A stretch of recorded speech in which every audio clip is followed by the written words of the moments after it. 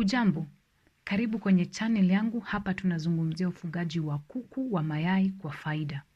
Je, umewahi kujiuliza kwa nini baadhi ya wafugaji wanafaidika katika ufugaji wa kuku, huku wengine wakikata tamaa baada ya muda mfupi?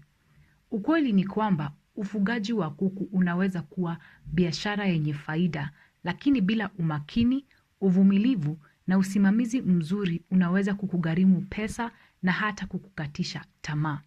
Hivyo basi kwenye video hii nataka tuzungumzie mambo kadhaa yatakayo kusaidia wewe unayehamua kuingia katika hii biashara, na ni biashara mzuri ili uweze kusaidika na usikate tamaa. Kuna mambo manne hivi nataka tuangalie. Jambo la kwanza, mfugaji. Wewe unayetaka kuingia katika huu kulima, fanya utafiti wa kina. Fanya utafiti wa kina unapoenda kuingia katika hili, kwa sababu watu wengi wanadhani ya kwamba ati hii ni jambo rahisi. Ufugaji wa kuku ni jambo rahisi. La hasha. Watu wengi hudhani ufugaji wa kuku ni rahisi sana. Wanafikiri unaweza tu kununua kuku, kuwaweka kwenye sehemu ndogo ya shamba na kuanza kukusanya mayai. Lakini ukweli ni kwamba ukiingia katika biashara hii, utajifunza kuwa si rahisi hivyo. Ni kweli kwamba ukilinganisha na baadhi ya mifugo mingine, ufugaji wa kuku unaweza kuwa rahisi kidogo. Lakini bila maarifa sahihi, hata kitu kinachoonekana rahisi kinaweza kuwa kigumu na cha kukatisha tamaa. Niligundua baadaye kwamba si tu swala la kuwa na kuku, hapana. Ni lazima pia uwe na maarifa kuhusu kuku na jinsi ya kuwalea vizuri ili upate faida. Bila usimamizi mzuri wa kundi lako la kuku, unaweza kununua kuku na kushangaa kwa nini hupati faida. Ukweli ni kwamba usimamizi sahihi wa kuku wako ndio utakuletea faida katika biashara hii. Jambo la pili, tafuta maarifa kutoka sehemu mbalimbali. Katika kufanya utafiti wako, tafuta pia mafunzo mtandaoni kama unaweza. Angalia video za ufugaji wa kuku kama hizi kwenye chaneli hii yangu, na pia zungumza na wafugaji wengine wenye uzoefu ili uweze kuelewa hii biashara na ili wakusaidie kuepuka makosa ambayo yanaweza kukugharimu pesa nyingi na hata kukufanya ukate tamaa. La tatu na muhimu, ufugaji ni kazi. Inahitaji bidii. Ukulima unahitaji bidii.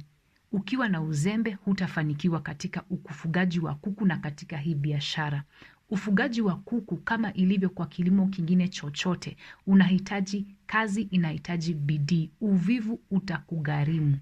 Utagundua kwamba lazima uwe macho kila wakati ukifuatilia kuku wako, na kadri kundi la kuku linavyoongezeka, kadri unapoendelea kuongeza kuku, kazi pia inaongezeka.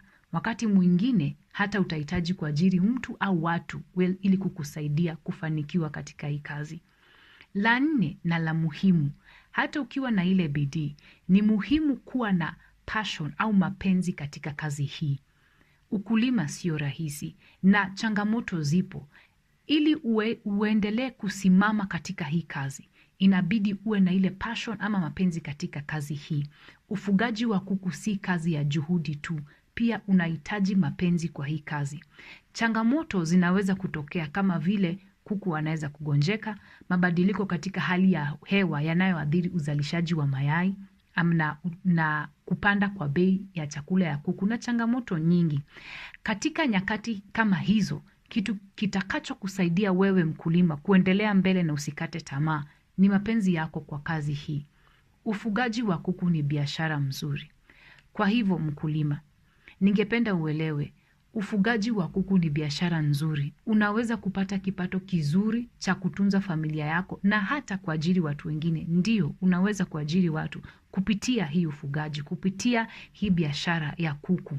Kwa hivyo, kama unafikiri kuanza ufugaji wa kuku, karibu sana katika hii biashara, na kumbuka mambo haya muhimu.